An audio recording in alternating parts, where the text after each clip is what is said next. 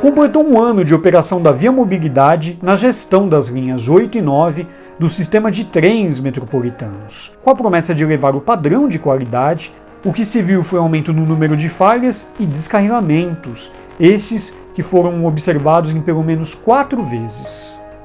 E algumas das cenas que eram raras de acontecer aqui na malha sob trilhos na região metropolitana de São Paulo passaram a ocorrer com uma certa frequência, como por exemplo os descarrilamentos que a gente cobriu aqui no Viatrólebus, foi pelo menos 4 deles, né? A gente tem até uma lista que eu coloquei no Viatrólebus a respeito desse descarrilamento.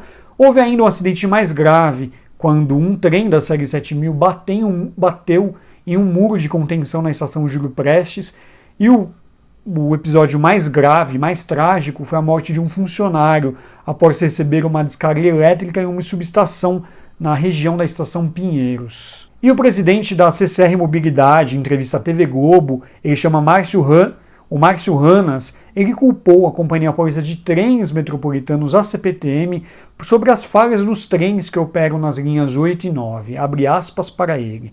Os trens que operam nas linhas 8 e 9, quando era operação da CPTM, eram mais novos. Já era previsto no edital de licitação que os trens que seriam cedidos para a ViaMobilidade eram outros mais antigos, que operavam em outras linhas da CPTM. Quando teve o início da operação, esses trens foram trocados. Os trens novos ficaram em outras linhas e os trens mais antigos vieram para as nossas linhas 8 e 9. Segue aspas dele aqui. Esses trens vieram numa condição de manutenção muito pior que a gente estava esperando. Dos 46 trens que foram cedidos das séries 7000 e 7500, 16 deles vieram com a manutenção fora da especificação. E 30 trens vieram sem a manutenção obrigatória de 1,2 milhão de quilômetros percorrido, fecha aspas para ele.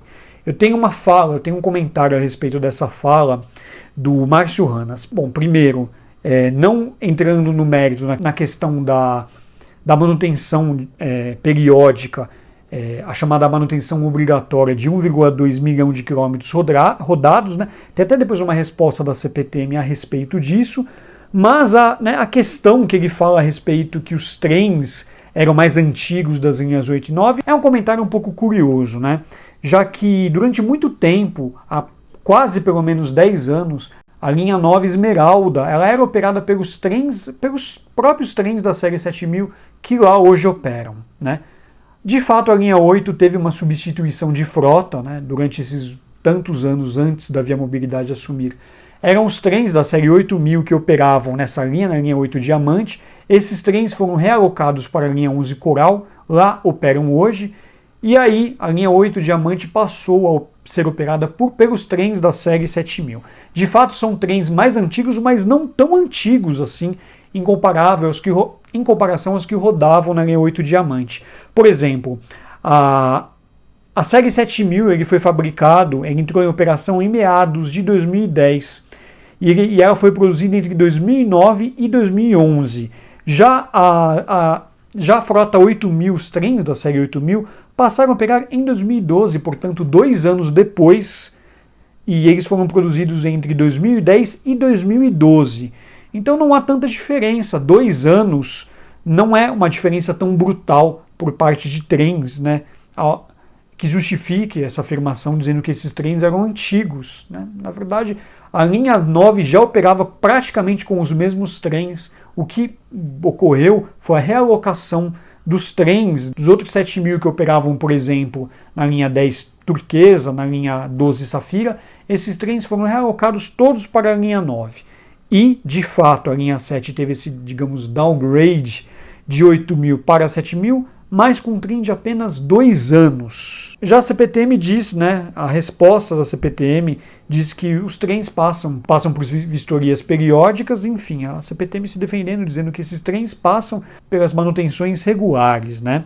E a respeito do número de falhas, né, o próprio G1 apontou que o número de ocorrências nas linhas 8 e 9 aumentaram 4 vezes, a ViaMobilidade diz aqui, abre aspas, que em contrato de concessão válido por 30 anos, que prevê investimentos de 3,8 bilhões, somente nos 3 primeiros anos de operação serão mais de 1 bilhão que foi aportado nas duas linhas, ou seja, 30 anos para 4 bilhões nesses primeiros anos, R$ 1 bilhão. Provavelmente nos próximos anos esse investimento deve cair, já que o contrato de concessão prevê investimentos de 3,8 bilhões. A empresa ainda diz que em dezembro as reclamações registradas na ouvidoria representam redução de 78% em relação ao mês de março. No mesmo período, somado às duas linhas, houve também redução de 76% no número de falhas operacionais. Ainda assim, pessoal, o número de falhas, o balanço que a gente faz a respeito da operação da Viamobilidade nas linhas 8 e 9, o balanço ele não é tão positivo. Ainda assim, outros índices e outros parâmetros mostram que a satisfação por parte dos usuários nas linhas 8 e 9 não está em patamares, digamos, comparáveis com outras linhas. Por exemplo, tem uma reportagem aqui do site Metrô CPT que diz: Viamobilidade obtém pela segunda vez nota 0 no índice de satisfação do passageiro.